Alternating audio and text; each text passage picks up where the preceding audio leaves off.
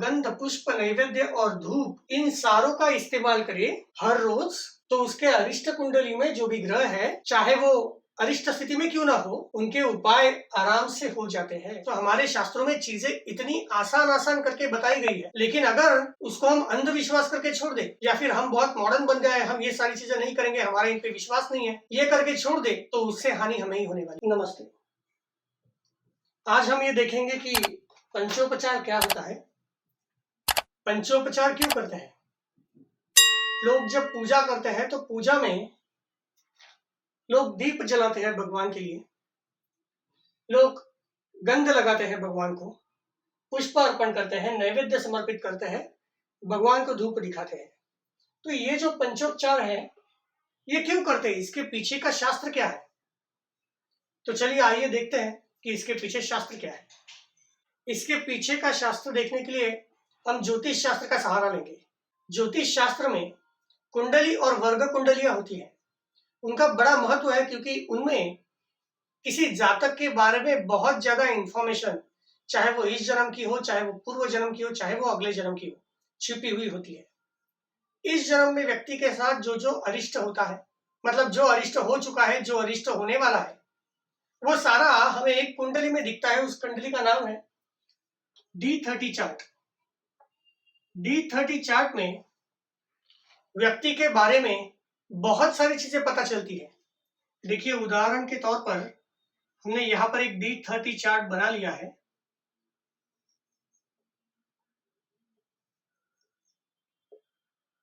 जैसे हमें पता है कि ये सारा भौतिक जगत 5 तत्वों से बना हुआ है, तो ये 5 तत्व मिलके ही सारा काम करते हैं। तो यहाँ पर भी देखिए D30 कुंडली है। D30 कुंडली में ये 5 तत्व काम करते हैं। कैसे काम करते हैं?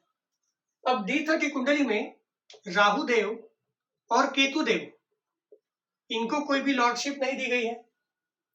D30 चार्ट में सूर्य देव और चंद्र देव, इनको भी कोई लॉर्डशिप नहीं दी गई है।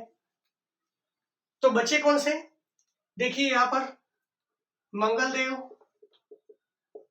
बुध देव, गुरुदेव, शुक्र देव और शनिदेव।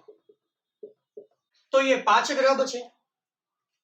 D30 चार्ट में इन 5 ग्रहों के सहयोग से ही सारी चीजें देखी जा सकती है। तो अब हम देखेंगे कि ये 5 ग्रह कौन से तत्वों का प्रतिनिधित्व करते हैं। चलिए आइए देखते हैं। मंगल देव जो है, मंगल देव अग्नि का प्रतिनिधित्व करते हैं, बुध देव पृथ्वी का प्रतिनिधित्व करते हैं, गुरुदेव आकाश का प्रतिनिधित्व करते हैं, शुक्रदेव जल का प्रतिनिधित्व करते हैं, शनिदेव वायु का प्रतिनिधित्व करते हैं। तो देखिए,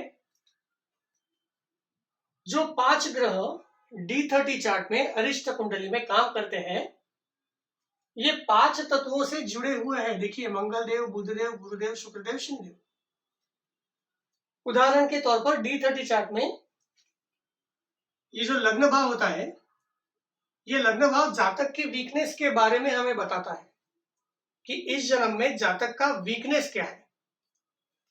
जो जो ग्रह लग्न भाव में बैठे हुए हैं, वो भी उसके बारे में और चीज बताते हैं। इस भाव के स्वामी मान लीजिए कहीं पर भी बैठे हुए हैं,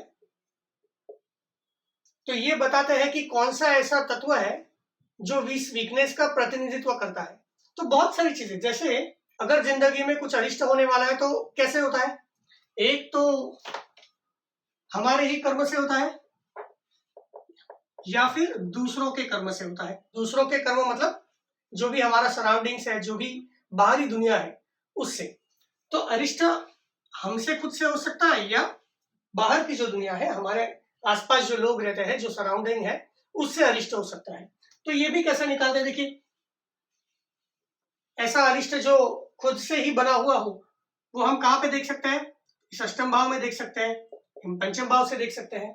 जो भी दूसरों से अरिष्ट होने वाला है, वो कहाँ से देख सकते हैं? वो षष्टम भाव से देख सकते हैं, बाधकेश से देख सकते हैं, और बाधक ग्रह से देख सकते हैं, बाधक और बाधकेश। तो ऐसी कई सारी चीजें हैं जो D30 चार्ट में से हम पता लगा सकते हैं।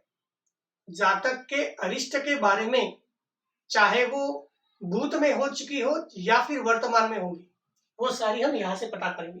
तो चलिए D30 को अभी थोड़ा छोड़ देते हैं।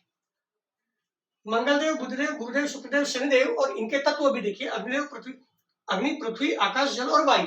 अब देखिए हमने अरिष्ट कुंडली को देख लिया। अरिष्ट कुंडली को देखने के पश्चात जो भी अरिष्ट घट चुके या फिर घट सकते हैं, उनकी संभावनाएं हमने निकाली। निकालने के बाद उसके उपाय क्या है, उपाय होना बहुत आवश्यक है। तो उदाहरण के तौर पर देखिए, अगर लग्न स्थान में शनिदेव बैठे हुए हैं निर्बल होके, या पाप ग्रहों के साथ बैठे हुए हैं, या नीच राशि में बैठे हुए हैं, तो अगर किसी व्यक्ति के शनिदेव ऐसी अरिष्ट स्थिति में है तो ऐसे व्यक्ति को क्या करना चाहिए? प्राणायाम करना चाहिए। अगर गुरुदेव ऐसे अरिष्ट स्थिति में बैठे हुए हैं तो ऐसे व्यक्ति को क्या करना चाहिए? मेडिटेशन करना चाहिए। अगर शुक्रदेव ऐसी अनिष्ट स्थिति में बैठे हुए हैं तो ऐसे व्यक्ति को दान करना चाहिए। अगर बुधदेव ऐसी अरिष्ट जगह पर बैठे हुए हैं, अरिष्ट स्थान में बैठे हुए हैं, तो ऐसे व्यक्ति को जप करना चाहिए। अगर मंगलदेव ऐसे अरिष्ट स्थान में बैठे हुए तो क्या करना चाहिए? दीप लगाना चाहिए। देखिए आसान आसान चीजें, ये आसान आसान चीजें करने से हमारी जिंदगी में जो भी अरिष्ट आने वाला है वो हम खत्म कर सकते हैं या फिर उसका प्रभाव कम कर सकते हैं।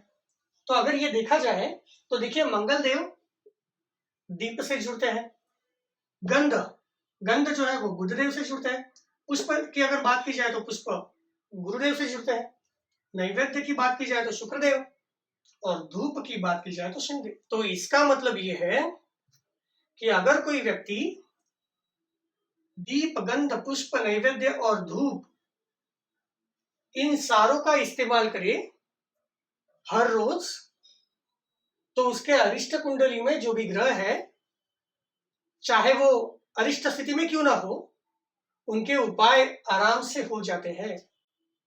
काफी अहम चीज है ये। तो जो पूजा के समय हम ये पंचोपचार करते हैं, तो पंचोपचार करने से लाभ हमें ही प्राप्त होता है। और ये पंचोपचार करते करते अगर श्रद्धा से किया जाए तो भगवान भी प्रसन्न हो जाते हैं। तो हमारे शास्त्रों में चीजें इतनी आसान आसान करके बताई गई है, लेकिन अगर उसको हम अंधविश्वास करके छोड़ दें, या फिर हम बहुत मॉडर्न बन गए, हम ये सारी चीजें नहीं करेंगे, हमारा इन पे विश्वास नहीं है, ये करके छोड़ दे, तो उससे हानि हमें ही होने वाली है। तो पंचोपचार करने से जो भी अरिष्टता हमारी कुंडली में होती है, उस अरिष्टता का नाश करने में मदद मिलती है। बहुत सारी ऐसी बातें हैं। अगर किसी को कोई शंका है तो कमेंट में हमें लिख के भेजिए, हम कोशिश करेंगे उसका निराकरण करने की। आज के लिए बस इतना ही। जय श्री राम, जय हनुमान।